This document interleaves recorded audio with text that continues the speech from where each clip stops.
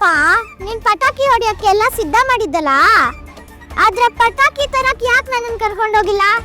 ಏ ಮಿಂಚು, ನೀನೇ ಒಂದ್ ಪಟಾಕಿ. ನಿನ್ನ ಪಟಾಕಿ ಅಂಗಡಿ ಕರ್ಕೊಂಡು ಹೋಗಿದ್ರೆ ಅಷ್ಟೇ ಕತೆ. ಹೋಗ್ ಸುಮ್ನೆ ಮಲ್ಕೋ. ಹೌದು ಮಿಂಚು, ನೀನು ಬೇಗ ಮಲ್ಕೋಬೇಕು. ಆಗ್ಲೇ ಫ್ರೆಶ್ ಆಗಿ ಬೆಳಿಗ್ಗೆ ಸ್ಕೂಲ್ಗೆ ಹೋಗೋಕ್ಕಾಗೋದು. ಮಕ್ಕಳು ಬೇಗ ಮಲ್ಕೊಳ್ಳೋದನ್ನ ರೂಢಿ ಮಾಡ್ಕೋಬೇಕು. ಅಣ್ಣ, ಯಾರಿಗೆ ಹೇಳ್ತಿದೀಯ ನೀನು? ನಾಳೆ ಮಿಂಚು ಲೇಟಾಗಿ ಹೇಳೋದಕ್ಕೆ ಏನ್ ಕಾರಣ ಕೊಡೋದು ಅಂತ ಯೋಚನೆ ಮಾಡ್ತಿರ್ತಾಳೆ. ಅತ್ತೆ, ನಾನೇನ್ ಆತರ ಮಾಡಲ್ಲ ಗೊತ್ತಾಯ್ತಾ? ನನ್ನನ್ನೇ ನಿಂತರ ಅನ್ಕೊಂಡ? ಲಲಿತಮ್ಮ ಬೆಳಿಗ್ಗೆ ಕಸ ಗುಡ್ಸು ಅಂತ ಕೊಟ್ರೆ ಪರ್ಕೆ ಇಟ್ಕೊಂಡ್ ಮನೆಯೆಲ್ಲ ಸುತ್ತಿದ್ಯಾ, ಆದ್ರೆ ಕಸ ಗುಡ್ಸೋದ್ ಮಾತ್ರ ಮುಗ್ದಿರಲ್ಲ ನಿಂದು. ಏ ಹೋಗೆ, ನಾನು ನಿನ್ ಜೊತೆ ಮಾತಾಡಲ್ಲ.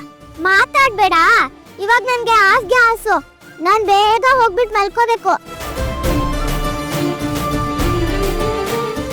ಈ ಬಾತೆ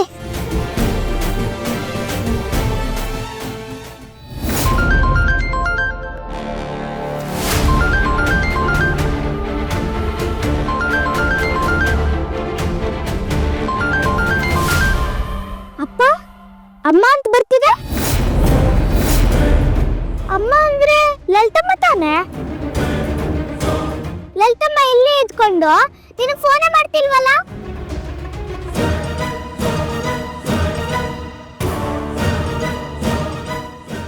ಅದು ಅಮ್ಮನೇ ಕಾಲ್ ಮಾಡ್ತಾ ಇರೋದು. ನಾನು ದುಬೈನಲ್ಲಿ ಇದ್ನಲ್ಲ, ಪಕ್ಕದ ಮನೆ ಆಂಟಿನ ನಾನು ಅಮ್ಮ ಅಂತ ಕರಿತಾ ಇದ್ದೆ. ಅವ್ರು ಕಾಲ್ ಮಾಡಿದ್ದಾರೆ. ಮಿಂಚು, ನಾನು ಆಮೇಲೆ ಮಾತಾಡ್ಕೋತೀನಿ ಬಿಡು. ಓ ಅದಾ? ನೀ ಮಲ್ಕೋ.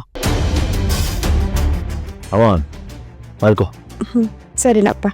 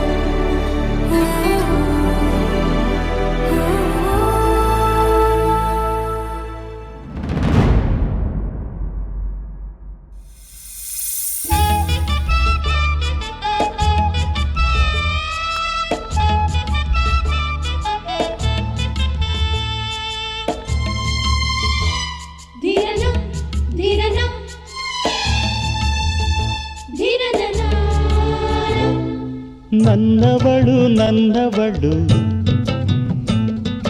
ಮುಟ್ಟಿದರೆ ನಲುಗುವಳು, ಮುಟ್ಟದೆಯೇ ಮುದ್ದಾಡಲೇ, ಹಾಡಿದರೆ ಅರಳುವಳು, ನೋಡಿದರೆ ಕರಗುವಳು, ಮನದ ಜೊತೆ ಮಾತಾಡಲೇ, ಮುಟ್ಟದೆಯೇ ಮುದ್ದಾಡಲೇ.